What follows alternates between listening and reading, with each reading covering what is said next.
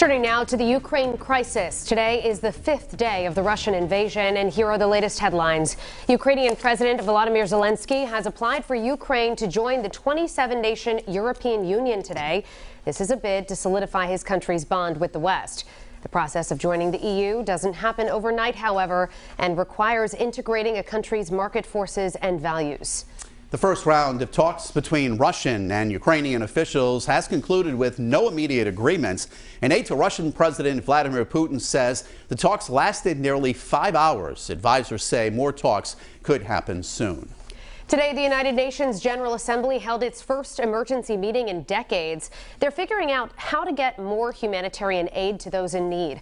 And the U.S. is expelling 12 Russian diplomats at the UN for undiplomatic activities. Ukraine's Interior Ministry says at least 352 civilians, including at least 14 children, have been killed. In the meantime, Russian forces and pro-Russian separatists have been occupying a town in the rebel-held Luhansk region of Ukraine. The question facing a lot of Ukrainians is whether to stay and fight or flee their homeland.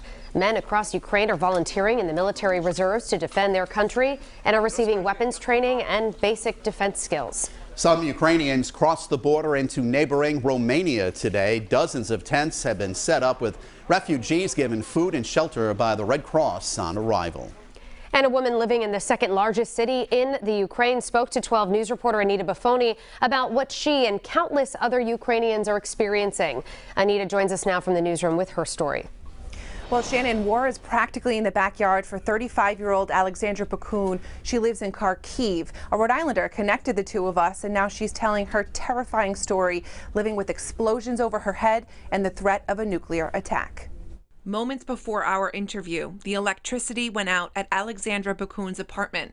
She lives in Kharkiv, Ukraine's second largest city on the Russian border. I start hear shelling, explosions, or I hear these sirens, the warning of explosions. Oleksandra cares for her mother who is ill. With drugstores closed, she's unable to get her medication. Now, without electricity, Oleksandra may be without her phone, her lifeline to her friends and family outside of Ukraine. For 2 days, I could not buy the food. I could not buy the medicine for mom. Every hour that passes, and in some cases minutes, Oleksandra can hear explosions from inside her apartment. She's unable to leave without the threat of being killed, her windows boarded up for safety. President Vladimir Putin has ordered Russia's nuclear weapons on high alert, now adding more fear for Oleksandra as to what tomorrow brings. Despite her dire situation, Oleksandra is hopeful her country and its people will prevail. Today is the last day of winter, and we are praying that spring will bring some positive news.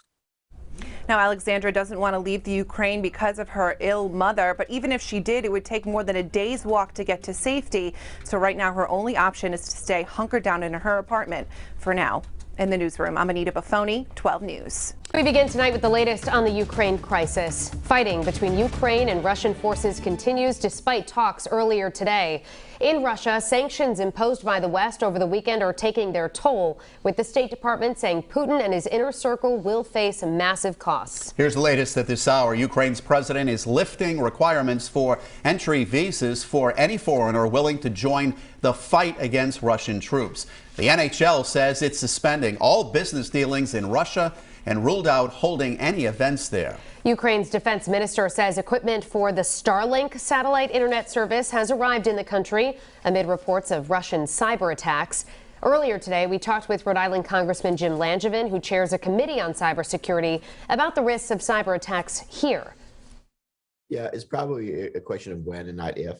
You're going to see things like cyber intrusions. You're going to see ransomware attacks. You could see more serious attacks happen, like attacks against critical infrastructure. We hope that they don't happen, but hope is not a strategy. We need to have a plan, and the plan is shields up. Langevin says there are things you can do to protect your computers, including updating all security patches, making sure your network is secure, and changing passwords.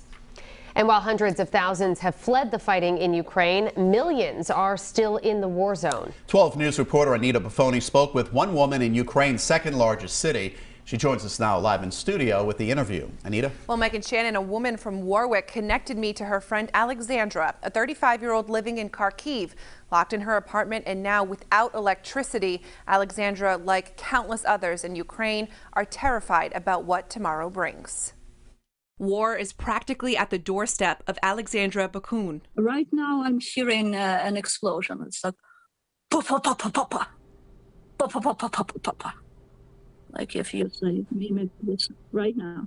Right, like right now, or is that right now? Oleksandra lives in Kharkiv, the second largest city in Ukraine along the Russian border. Electricity cut out right before our interview. Now Oleksandra is clinging onto her phone to stay in contact with her family before it runs out of battery. Hearing shelling on and off, like every 2 hours, like every 7 minutes. So I'm very, very scared to leave my apartment because it is very, very easy to be killed. Leaving Ukraine isn't an option for Oleksandra. She cares for her mother who is ill, the explosions making it impossible to leave her apartment. Oleksandra says with drugstores and shops closed, she is unable to get her mother's medicine and more food. Luckily, Oleksandra still has water. All of this comes as Russian President Vladimir Putin declared a nuclear alert. Now the threat of a nuclear attack, an unimaginable reality for Oleksandra. We have survived the Chernobyl catastrophe. We will survive the nuclear weapons if Putin puts it on us. And even if Oleksandra wanted to leave Ukraine, it would take more than a day to walk to safety because public transportation is down there. Despite her dire situation, Oleksandra has faith her country will survive this war. I'm Anita Bakun, 12 News.